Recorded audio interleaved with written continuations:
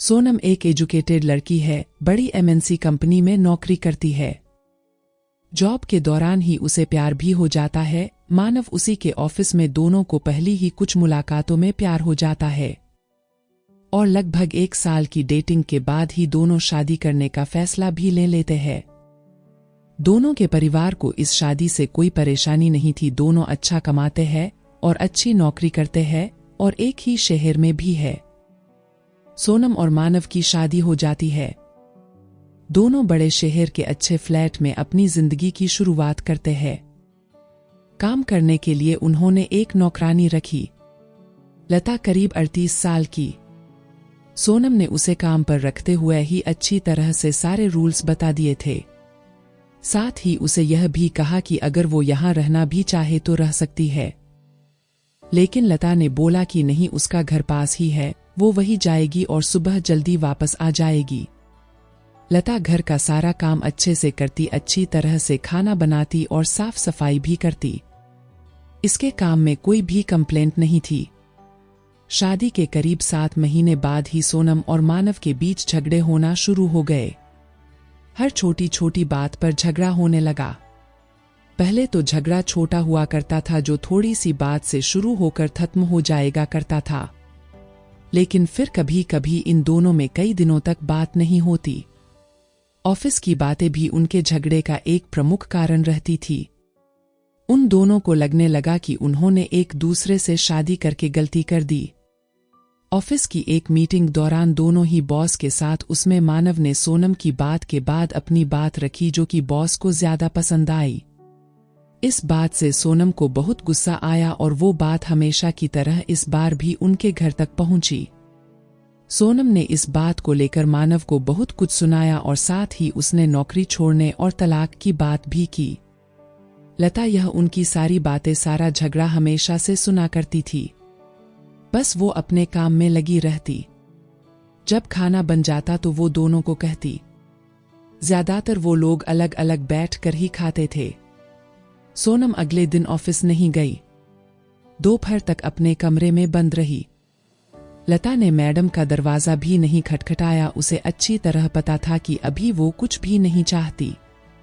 दोपहर के बाद सोनम अपने कमरे का दरवाजा खोलकर बाहर आई। लता किचन साफ करके अपने घर जा रही थी। उसके हाथ में उसका एक छोटा सा झोला था। सोनम बाहर आते ही लता को चाय के लिए कहती है। लता चाय बनाने लग जाती है। सोनम का मूड ठीक नहीं है। सोनम किचन में लता के पास जाती है। लता उसे खाना के पूछती है। सोनम बोलती है, नहीं अभी नहीं, सिर्फ चाय दो। सोनम लता को पूछती है, तुमने खाना खाया? लता, नहीं मैडम, मैं खाना ले लिया है, मैं घर जाकर खाऊंगी।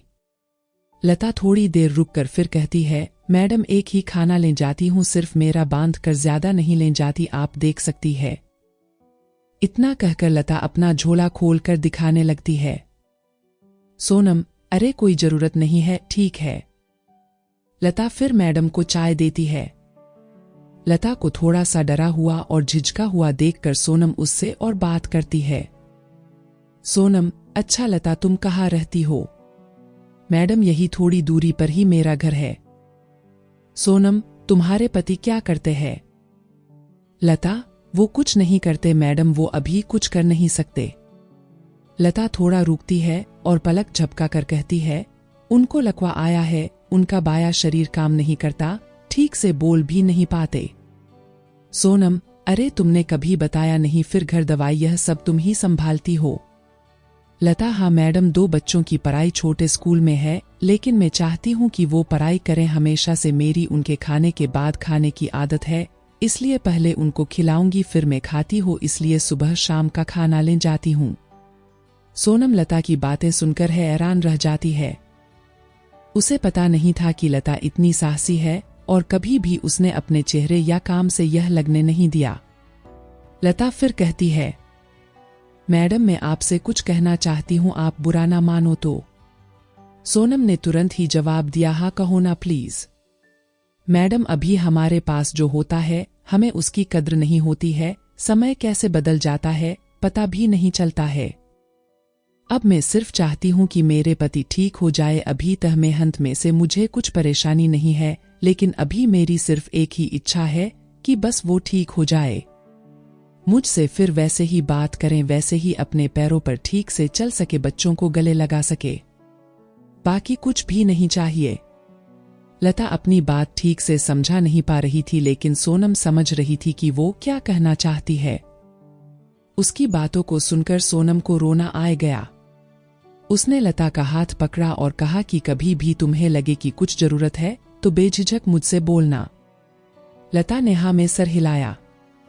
कभी कभी जो बड़े बड़े लोग हमें नहीं सिखा सकते वो जिंदगी सिखा देती है। सोनम की आंखों पर लगा पर्दा जैसे हट गया। उसे समझ आया कि उसके पास भगवान की दिया बहुत कुछ है। पल भर में ही जैसे उसकी सारी नाराजगी, गुस्सा न जाने कहाँ चला गया। जिस पति का वो मुंह भी नहीं देखना चाहती थी, अब उसके आने का इंतजार करने लगी। शाम जैसे तैसे आई। दरवाजे पर जैसे ही बेल बजी वो दौड़ कर गई और दरवाजा खोला। सामने मानव को देखकर रोते हुए उसके गले लग गई और सॉरी बोला। मानव को कुछ समझ नहीं आया, लेकिन उसने भी सोनम को सॉरी बोला। आपको कहानी कैसी लगी हमें कमेंट कर जरूर बताएं। इसी तरह की अच्छी कहानियां सुनने के लिए चैनल को सब्सक्राइब करें। धन्यवाद।